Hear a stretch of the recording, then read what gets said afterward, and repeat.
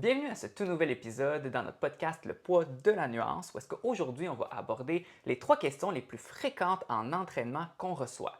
C'est des questions qui sont souvent demandées, puis quand on essaie de naviguer un peu sur les réseaux, sur l'Internet, ben, on n'a pas toujours une réponse claire. Fait qu'aujourd'hui, on va aborder est-ce que c'est mieux de faire du cardio ou de la muscu quand on veut perdre du gras?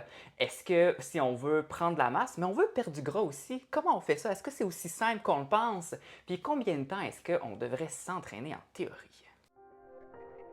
Bienvenue au tout nouvel épisode du podcast Le poids de la nuance par Kinvolve Fitness. Ce podcast est pour tous ceux qui se sentent désinformés, désorganisés et démotivés en naviguant à travers le monde du fitness. Dans chaque épisode, la science et la pratique sont mis de l'avant, sous toutes leurs nuances, pour donner les meilleurs outils et les fondements derrière l'entraînement et la nutrition.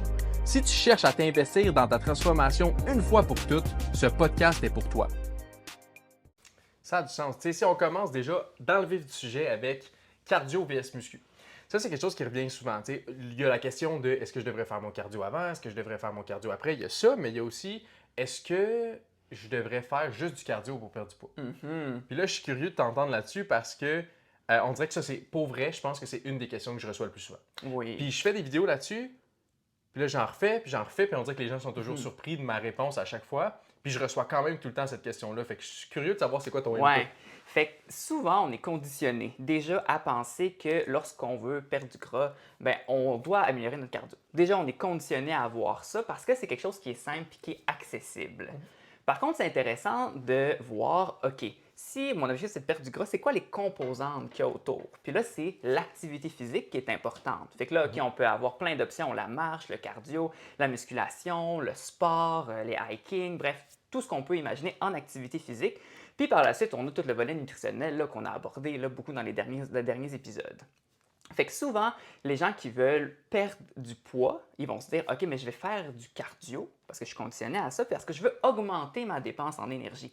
Puis c'est le seul focus que les gens ont, c'est augmenter la dépense en énergie, créer un déficit calorique, faire fondre mon gras, entre guillemets. Mon take, c'est qu'il y a plusieurs choses à considérer outre ce fait-là.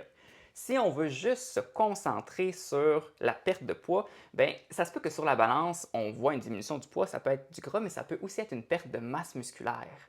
Puis là, c'est quelque chose que généralement, les gens ne veulent pas. Quand ils veulent perdre du poids, ils parlent vraiment de leur gras. Fait que c'est là que le conflit vient entre cardio, OK, ça on sait que ça fonctionne, mais la muscu, pourquoi est-ce que j'en ferais? Puis un clash qu'on voit souvent, c'est qu'on pense que la musculation, c'est comme pas de dépense en énergie. Pourtant, si on compare 1 heure de marche puis 1 heure de musculation, ben, c'est un peu la même dépense. Fait que c'est ça qu'il faut garder en considération, c'est quoi l'objectif derrière. Parce que tu pourrais utiliser le cardio si tu aimes ça, si ton objectif c'est juste d'augmenter ta dépense, mais est-ce que tu oublies d'autres choses à prendre en considération? Puis souvent, moi, ce que j'aime mentionner, c'est que si ton but, c'est de perdre du poids, fait que si tu veux perdre du gras, perdre la masse musculaire, perdre tout, tu sais, ce qui est important pour toi, c'est vraiment juste d'être en mesure sur la balance, peser moins, bien peut-être que là, le cardio va fonctionner. Mais nous, l'approche qu'on essaye toujours d'avoir, autant avec nos clients que pour nous en général, c'est que tu vas, avec l'alimentation, tu vas aller créer un déficit avec l'alimentation. Fait que tu n'as pas nécessairement besoin du cardio pour aller créer ce déficit-là parce que tu le fais avec l'alimentation. Pendant ce temps-là, ce que tu vas faire, c'est que tu vas faire de la musculation pour donner une certaine shape à ton corps. Pas nécessairement une shape de muscle, mais donner des capacités physiques à ton corps. Fait que non seulement tu veux garder ta masse musculaire, tu veux être plus fort, tu veux être plus agile. C'est toutes des choses qui se développent, veux pas, en faisant de la musculation, en faisant d'autres entraînements que juste de la course. Right? Ouais.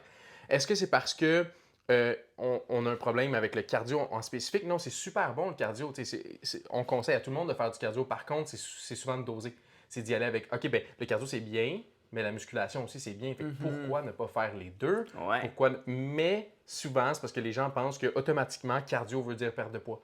Fait que peu importe à quel point, peu importe ce que je mange en fait, cardio égale perte de poids.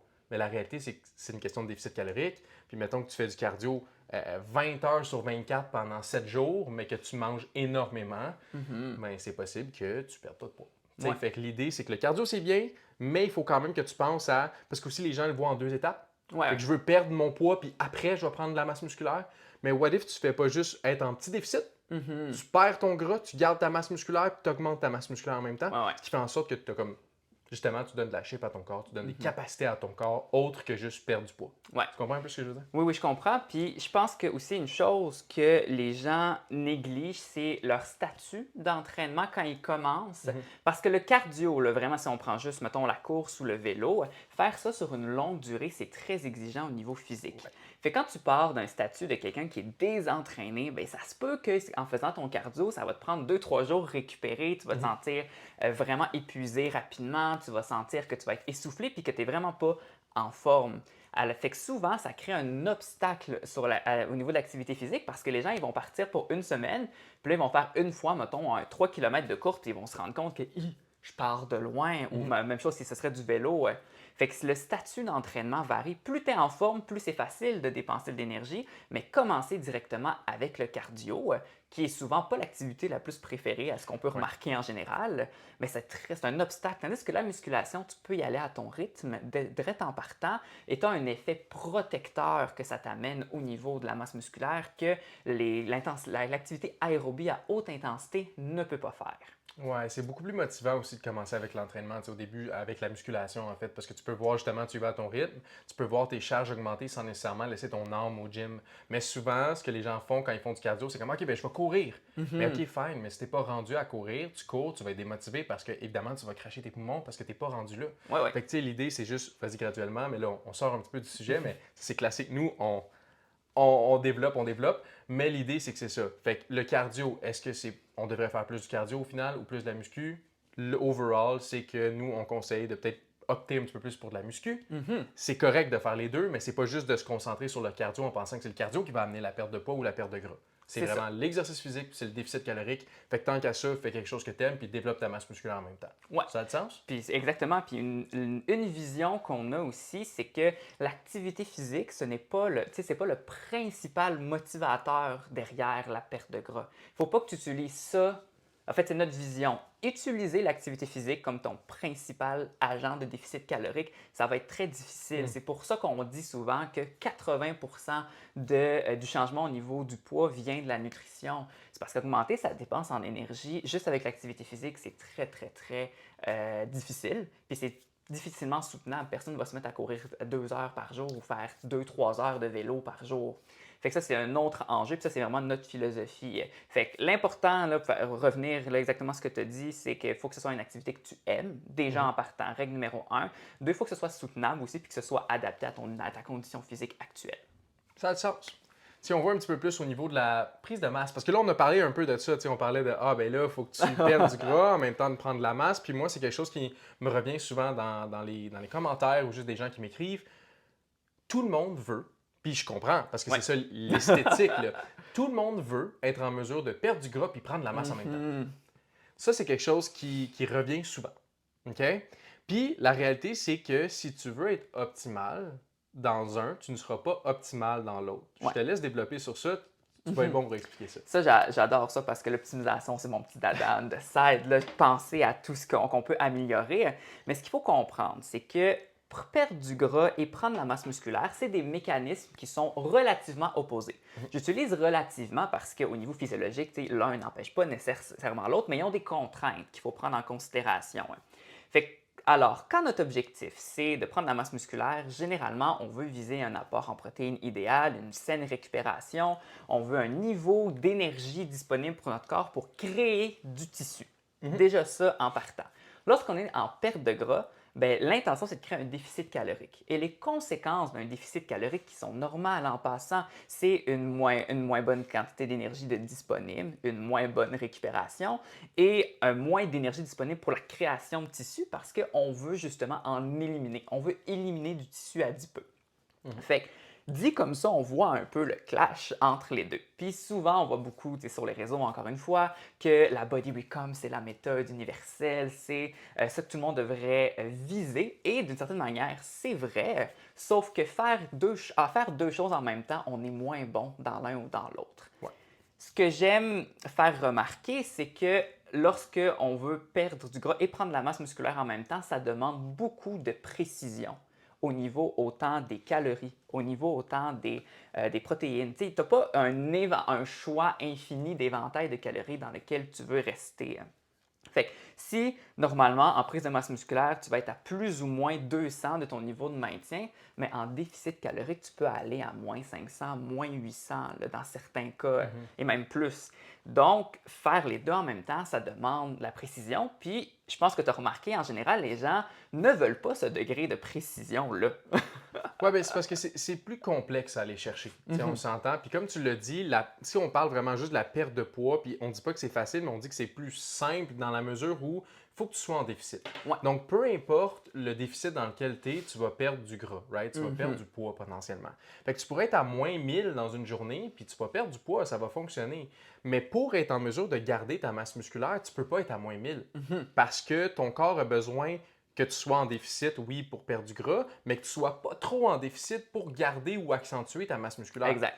Fait que ça, c'est quelque chose qui est très difficile à soutenir parce que de un, tu sais, je veux dire, c'est pas tout le monde qui veut compter ses calories, puis c'est super correct, puis ça, on comprend, Ah oui, puis oui. même nous, tu sais, c'est difficile.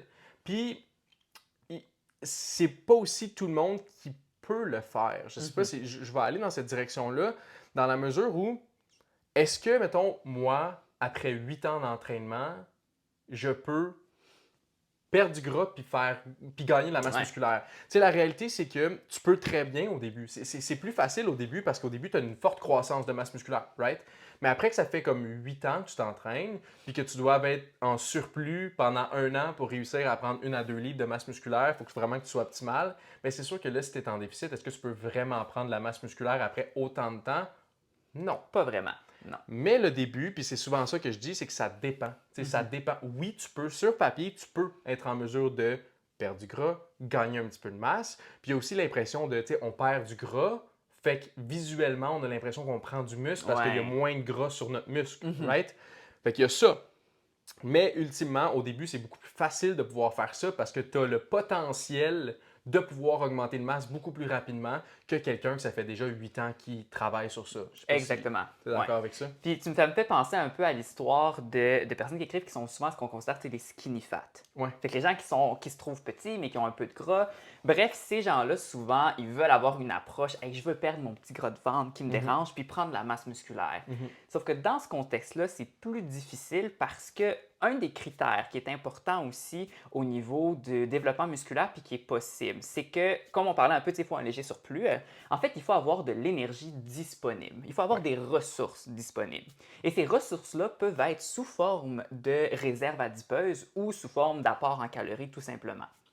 Alors, les gens qui ont tendance à être dans un plus grand surpoids, fait que là, on ne parle pas de skinny fat, quelqu'un qui est vraiment en surpoids ou même en situation d'obésité, va avoir la capacité de développer de la masse musculaire dans un déficit calorique plus important parce qu'il a des ressources qui sont Mhm. disponibles. Mhm. Tandis que la personne skinny fat, elle n'a pas beaucoup de réserves disponibles, de ressources.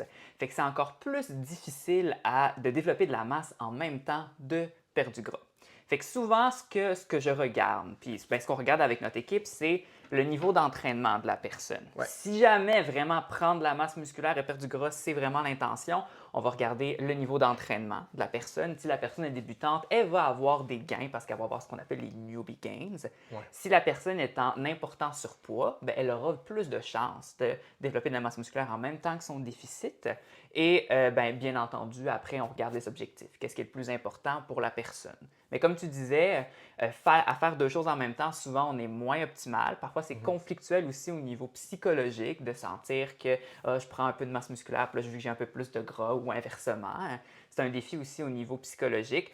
Alors, généralement, opter pour l'un ou pour l'autre, c'est vraiment ce que tu peux plus orienter tes actions. Ça va être plus optimal de base. Mhm. 100%.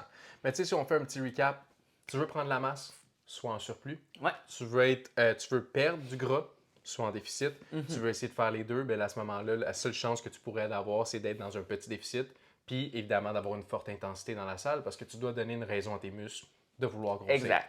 Right? Fait que ça, c'est un autre enjeu que, évidemment, qu'on va parler un petit peu plus tard dans d'autres podcasts, mais l'intensité de l'entraînement, Mhm. c'est quelque chose qui joue pour beaucoup. Ouais. Parce que si tu restes dans ton petit déficit en pensant ah ben je vais gagner de la masse parce que Simon et Jérémy m'ont dit que je vais gagner de la masse, oui, mais si tu te pousses pas dans la salle, il n'y a pas de masse qui va s'ajouter. Exact. Tu sais, ça Ouais. reste un contexte comme ça. C'est ça, exactement. Fait que c'est vraiment du cas par cas, puis c'est vraiment une question d'objectif et d'action que tu es prêt à faire. Si tu veux vraiment prendre de la masse et perdre du gras en même temps, mais là, je te recommande d'aller pour la précision. Tu sais. Tracker ses calories ou avoir une structure très fixe est beaucoup plus avantageux pour toi que simplement y aller, une journée je suis en déficit, une journée c'est en surplus, puis un peu Ouais. aléatoirement. Fait que ça, c'est vraiment pour la body recomp. C'est vraiment spécifique à cette situation-là. Là.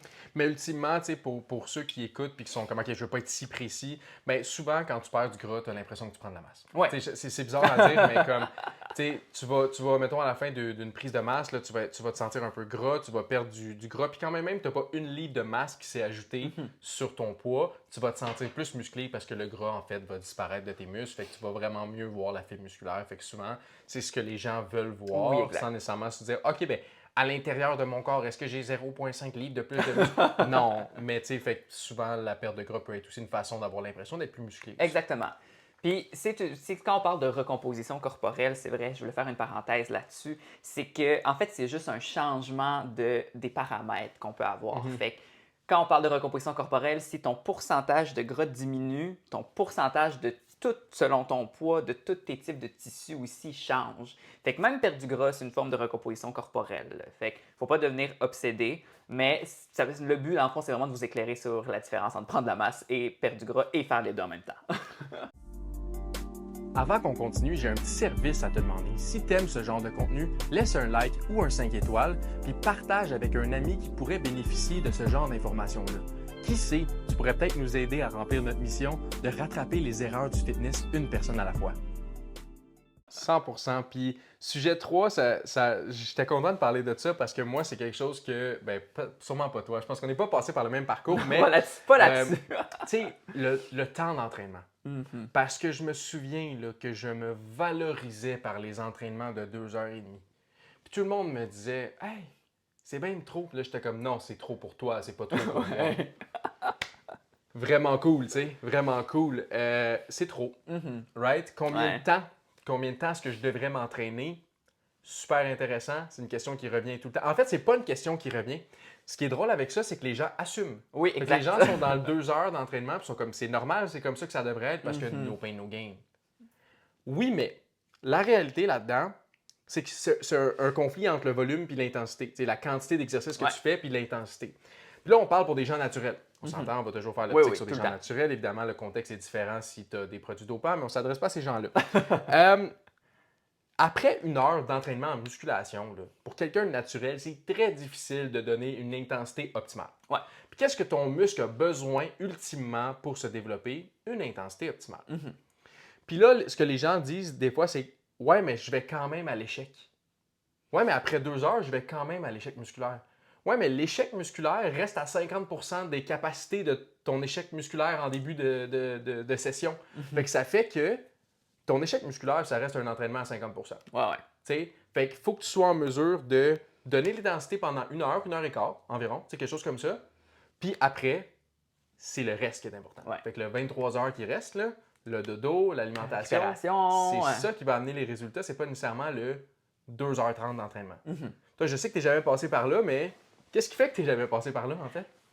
Écoute, j'avais pas le temps, de passer 2h30. Et je pense que j'étais peut-être plus à l'écoute des signaux de mon corps dans ce temps-là où j'ai été sauvé par des bons influenceurs de fitness dans le temps. Je vais arrêter de parler de Jeff Nippard parce que là, j'en parle dans tous les podcasts. Je fais de la promo. Mais souvent, je pense que l'erreur principale que les gens font quand ils veulent s'entraîner énormément, c'est de sous-estimer la fatigue. Puis les gens ne font pas la différence entre la fatigue et l'échec musculaire aussi. Fait que la fatigue, c'est nerveux, c'est quelque chose qui s'accumule dans le temps. Ouais. Puis c'est sûr que tu peux aller à l'échec. Tu n'es plus capable, par exemple, de faire une contraction, mais la limite, est-ce que c'est la tension mécanique que tu as créée à ton muscle ou est-ce que c'est ta capacité à produire de la force qui est disparue? Ouais. Ça, c'est pas mal plus technique, mais généralement, un 60-75 minutes d'entraînement, là, surtout si tu fais des groupes musculaires ensemble, la fatigue à la fin de ton entraînement, même si tu as l'impression de donner plus que ça brûle, ça va être ce qu'on appelle des stimuli redondants. Ça veut dire que tu n'auras aucun bénéfice à en faire plus ou tu auras un malus. Ça se peut que ça va créer trop de dommages musculaires, trop de fatigue qui va te demander plus de récupération et qui va nuire aux résultats que tu recherches.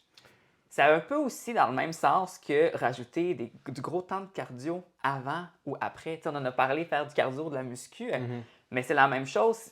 On inclut, mettons, si tu fais un 2 heures au gym, on voit ça souvent quand même, là, des gens qui font un 30 minutes de cardio sur le tapis au début et par la suite font leur 1 heure et quart, 1 heure et demie d'entraînement. C'est un peu la même règle, puis c'est une question d'objectif. Si ton objectif, c'est de t'investir puis de donner de l'intensité en musculation pour développer de la masse musculaire, mais que tu as gaspillé de l'énergie au niveau de ta course, puis là, tu viens t'entraîner, mais c'est sûr que tu ne seras pas aussi performant puis tu n'auras pas un stimuli mécanique intéressant à tes muscles. Puis ça arrive directement, souvent, là. Fait que les gens, ils comprennent pas la différence entre, en fait, comment ordonner, d'une certaine manière, cardio, muscu. Ouais. Qu'est-ce que tu dirais, toi, aux gens, là, de se focusser de base, là? Ben, en fait, c'est que tu focuses sur ce qui est important pour toi. Tu sais, souvent, tu sais, c'est facile de dire, ah, focus sur la muscu, mais si toi, tu veux améliorer ton cardio, ben, focus sur le cardio. Tu sais, la réalité, c'est que voilà comme tu viens avec une batterie en allant t'entraîner, puis ce que tu fais en premier, tu veux que ta batterie soit pleine pour le faire. Ouais. Fait que si c'est la muscu, ben écoute, fais ta muscu en premier, ta batterie va être pleine pendant ta muscu, puis après, fais ce qui est moins important pour toi après. C'est ce qui est moins important, en fait, pour ton objectif. Ouais. Fait que, tu sais, souvent, je le montre comme ça aussi. Mettons que tu veux faire je sais pas, tes biceps en premier. OK? Tu veux faire tes biceps en premier dans une séance. C'est correct si ton focus, c'est les biceps. Mais si ton focus, c'est le dos, mais tu décides de quand même faire les biceps en premier, puis que ça finit qu'à ta fin de séance, tu fais la moitié du poids de ton dos, est-ce que tu limites tes gains énormément? Fait que, voilà tout le temps comme ça. C'est une question de prioriser. Fait que priorise ce qui contribue vraiment à ton objectif. Rentre ça dans 60-75 minutes. Puis après, ben, va te coucher. Ouais. Les enfants, Passe va à te l'autre. coucher, va manger, va te coucher. Va manger, va récupérer. Tu sais, parce qu'à un moment donné, c'est ça le principe, c'est que c'est la fatigue, en fait, du système nerveux, comme tu l'as dit, là. C'est que si tu fais du cardio pendant 30 minutes, tu peux bien te dire, ouais, mais j'ai juste travaillé mes jambes. Ouais, mais t'es crevé pareil. Ouais. T'es crevé pareil. Oui, t'as travaillé tes jambes, puis aujourd'hui, tu faisais tes bras, par exemple. Mais t'as quand même pas de jus, là. Ouais. Tu l'as utilisé, ton jus, là. Fait que, tu sais, c'est sûr que tu vas être moins performant, même si t'as pas bougé tes bras pendant tout le long du cardio, tu sais. Fait qu'il n'y a pas juste la fatigue musculaire à prendre en considération. C'est ça. Exactement. Puis, en règle générale, si jamais c'est important d'inclure du cardio pour vous, bien, ce que je recommande, c'est toujours de commencer par la musculation parce qu'on va utiliser nos réserves d'énergie locales dans nos muscles pour faire l'entraînement. Puis après, on peut faire le cardio parce que ça va moins demander des ressources généralisées dans tout le corps. Encore une fois, le cardio sera moins optimal s'il est après, mais généralement, on a plus de capacité à faire son entraînement en musculation et après un cardio d'intensité moyenne à légère et à que l'inverse, dans le fond. On a beaucoup moins de ressources d'énergie disponibles. Fait que, je finirai là-dessus. Je pense qu'on a fait le tour de ces 3 questions fréquentes en matière d'entraînement. Et si jamais vous en avez d'autres que vous voudriez qu'on aborde dans les prochains podcasts, laissez-les-nous en commentaire, que ce soit sur YouTube, que ce soit sur Spotify, Balados. On va prendre le temps de les regarder puis voir lesquels qu'on va prioriser. Alors, la semaine prochaine, on va parler d'un sujet fort intéressant. On a parlé de la vitesse de la cascade de la perte de poids dans nos derniers podcasts. Et là, on va aborder la vitesse à laquelle, normalement, on devrait prendre la masse musculaire. Et aussi, est-ce qu'on atteint vraiment un plateau facilement? Fait que si vous voulez nous contacter, vous pouvez nous écrire sur Instagram. On est principalement actifs là à coachj.knvl et coachsim.knvl. Et on se revoit la semaine prochaine.